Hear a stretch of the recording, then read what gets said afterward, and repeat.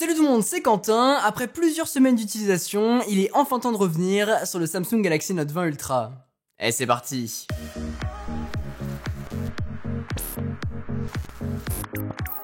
Dans ma première vidéo dessus, je vous donnais 5 choses à savoir avant d'acheter le Note 20 Ultra. Depuis, j'ai pu l'utiliser en tant que smartphone principal, secondaire et réciproquement, et franchement, il m'a bluffé. Je pense que si vous avez le budget, si vous voulez ce qui se fait de mieux aujourd'hui sous Android, c'est le smartphone de l'année. Déjà, j'ai beaucoup aimé son design. Dans l'ensemble, j'aime beaucoup les designs des Notes ces dernières années, surtout le Note 10 Plus de l'an dernier, et je suis tout aussi content du Note 20 Ultra. Le coloris est superbe avec ce dos mat qui prend très peu les traces de doigts. Je vous suggère tout de même de vous équiper avec les protections de chez Rhino Shield pour protéger la face avant et la face arrière, tout en ayant le design que vous voulez en le personnalisant. Vous le savez, c'est les sponsors de la chaîne et je les en remercie de me faire confiance parce qu'à chaque fois qu'un nouveau produit sort, ils m'envoient leur nouvelle protection pour ces smartphones là, avec parfois des nouveaux designs et j'en suis super content. Si jamais ça vous intéresse, je vous laisse dans la description mon code de promotion Quentin 2020 pour bénéficier de moins 10% sur votre commande.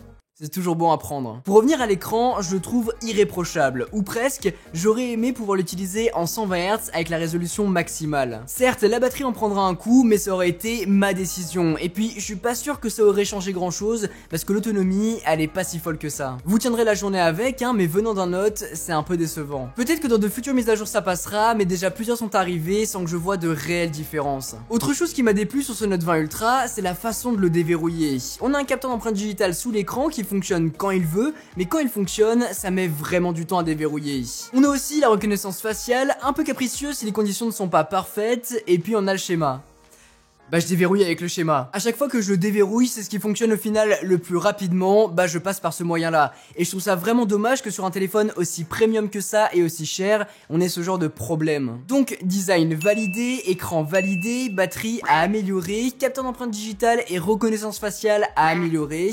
Qu'en est-il de l'expérience avec ? Eh bien, c'est vraiment là que je me suis amusé. Il est super agréable, fluide, de plus en plus simple à utiliser, en plus d'être efficace, même si le Note 20 Ultra est très grand en main et on l'utilisera rarement avec une seule, mais quel plaisir de naviguer dessus. Même si on n'a pas accès à la résolution la plus haute en 120 Hz, la qualité reste tout de même excellente et regarder des vidéos dessus, c'est vraiment sympa. Il en va de même pour les haut-parleurs stéréo qui sont vraiment top. Donc l'expérience, c'est validé. Parlons du S Pen maintenant.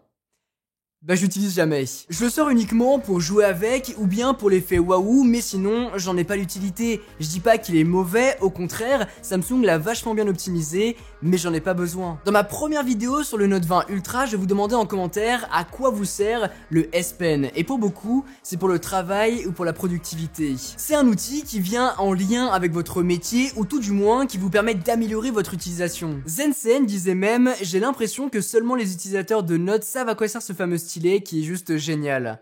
Et je suis totalement d'accord avec lui. Tant qu'on n'a pas testé une nouvelle technologie, on ne peut pas la comprendre et encore moins l'apprécier. C'était exactement le même cas avec Face ID quand ça a débarqué sur l'iPhone. Je trouve qu'il n'y a pas mieux aujourd'hui sur le marché pour déverrouiller son smartphone. Et surtout si je compare le 11 Pro avec le Note 20 Ultra sur la façon de déverrouiller, c'est le jour et la nuit. Mais tant qu'on l'a pas testé, on ne peut pas comprendre. Le S Pen, c'est exactement pareil. C'est un outil qu'il faut avoir testé et utilisé pour que ça rentre en adéquation avec votre utilisation pour faire de la retouche, déclencher des photos à distance, du dessin, prendre des notes rapidement. Il y a un véritable usage derrière ce stylet, j'arrive juste pas à me l'approprier. Et c'est pas grave, même si le Note 20 Ultra sortait sans stylet, ça changerait absolument rien pour moi. Et c'est peut-être pour ça que le Z Fold 2 conviendrait peut-être plus à mon usage. On garde l'aspect productivité, mais sans le stylet. On verra. Le S Pen c'est donc validé pour ceux qui en ont besoin. Finalement, parlons de la photo et de la vidéo sur ce Note 20 Ultra. Il possède un triple module avec un ultra grand angle de 12 mégapixels, un grand angle de 108 mégapixels et un téléphoto de 12 mégapixels. Quel plaisir de prendre des photos avec. En plein jour, en basse luminosité, en fin de journée, en grand angle, en ultra grand angle, il est bon dans toutes les situations. La dynamique d'image est excellente, le rendu des couleurs en fait de même et tout ça sans retouche, juste en prenant la photo. Et puis, même en zoomant, certes le zoom x50 est plus qu'anecdotique sur ce smartphone, mais cette photo en zoom x5, elle est géniale. Même si j'étais tout là-haut pour la prendre. L'idée c'est de trouver le juste milieu pour prendre les meilleurs clichés. Après, dans certaines situations, ça marche, et c'est plutôt joli, mais à montrer. pas imprimé. Tout ça pour vous dire que je me suis éclaté à prendre des photos avec le Note 20 Ultra cet été.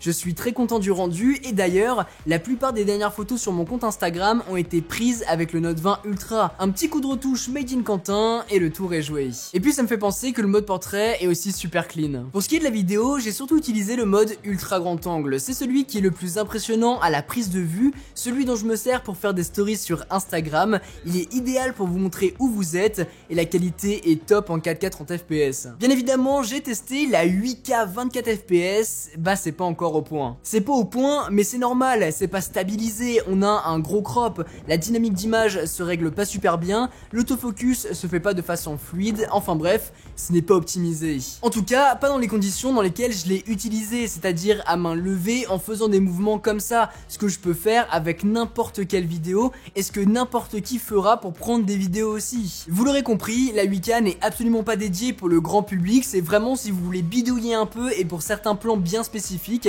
sinon utilisez la 4K, ce sera amplement suffisant. Du coup, pour résumer un petit peu, le design c'est validé, l'écran c'est validé, la batterie est à améliorer, le capteur d'empreinte digitale est à améliorer aussi, l'expérience c'est validé, le S Pen est validé aussi pour ceux qui en ont besoin, les photos c'est validé, les vidéos c'est validé.